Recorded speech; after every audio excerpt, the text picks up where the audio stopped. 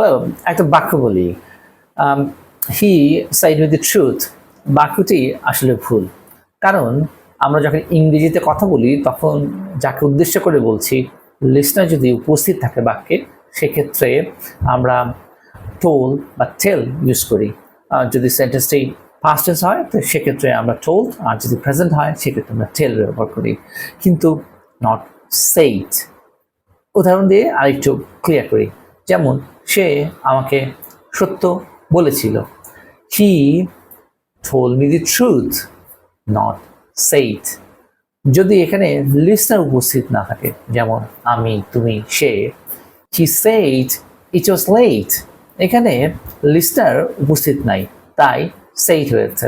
আর যদি লিসনার উপস্থিত থাকে সেক্ষেত্রে tell বা told। যেমন সে আমাকে সত্য বলেছিল, he told me the truth, এখানে আমি উপস্থিত আছি, অর্থাৎ লিসনার উপস্থিত আছে, সেজন্য এখানে আমরা ইউজ করব tell, not said। আশা করি ছোট্ট পার্থক্যটা বুঝতে পেরেছেন এবং you will not commit this type of mistake again in your sentences. Thank you very much. Happy learning.